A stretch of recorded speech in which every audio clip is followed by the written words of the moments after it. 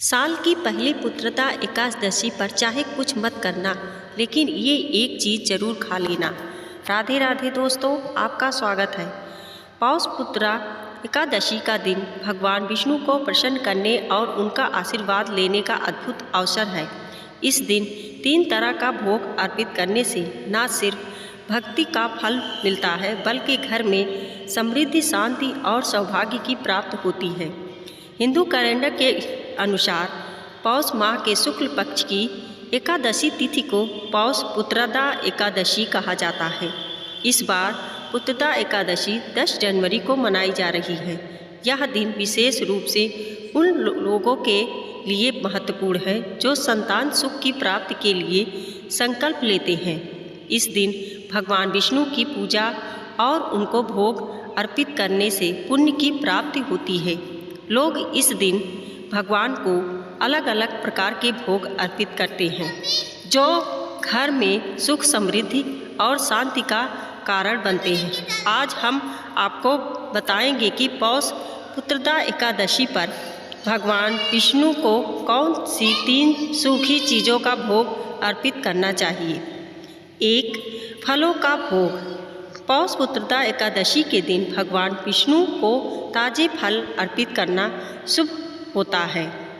फल जीवन के विभिन्न पहलुओं की शुभता और समृद्धि का प्रतीक होते हैं। जब भगवान को विभिन्न प्रकार के फल चढ़ाए जाते हैं तो यह व्यक्ति के जीवन में अच्छे अवसरों और सफलता की प्राप्ति का कारण बनता है। फलों का भोग अर्पित करने से भाग्य और सौभाग्य में वृद्धि होती है, जिससे जीवन में खुशहाली आती है। 2. सूखे मेवों का भोग। पौष पुत्रदा एकादशी के दिन भगवान विष्णु को सूखे मेवे अर्पित करना बेहद लाभकारी माना जाता है। सूखे मेवों जैसे बादाम, काजू, पिस्ता और अखरोट को भगवान को चढ़ाने से घर में सुख, समृद्धि का वास होता है।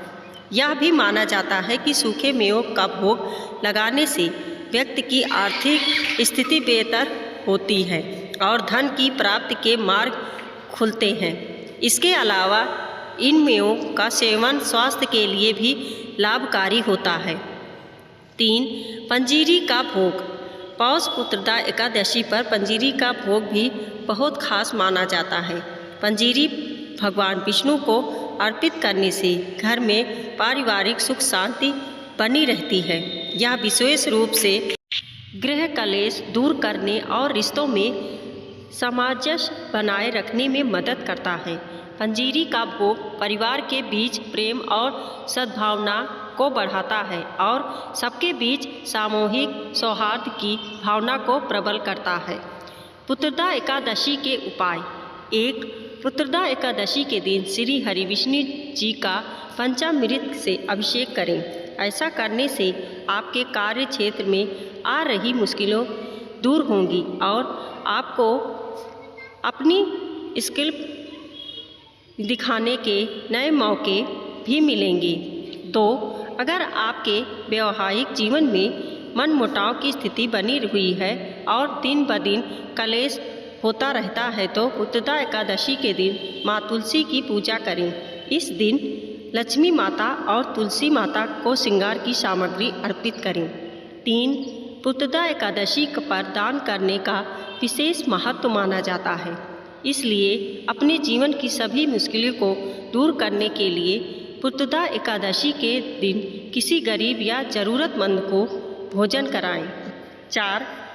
पुत्रदा एकादशी पर श्रीमद् भगवत कथा का पाठ करना पुण्यदायक माना जाता है। 5. अगर आप आर्थिक दिक्कतों से परेशान हैं तो पुत्रदा एकादशी के दिन ब्रह्म मुहूर्त में विष्णु भगवान की पूरी श्रद्धा के साथ विधिवत उपासना करें और एक पान के पत्ते में ओम विष्णाय नमः लिखकर भगवान के चरणों में अर्पित कर दें। अगले दिन इस पत्ते को पीले रंग के कपड़े में लपेटकर तिजोरी में रख दें। 6. पुत्रदा एकादशी के दिन पीपल के पेड़ के नीचे घी का दीपक जलाने और परिक्रमा करने से भगवान विष्णु के साथ साथ माँ लक्ष्मी का आशीर्वाद भी मिलता है। ऐसा करने से घर की दरिद्रता दूर की जा सकती है। दोस्तों वीडियो पसंद आई हो तो लाइक और सब्सक्राइब करें। हमारे वीडियो को देखने के लिए आपका बहुत बहुत धन्यवाद।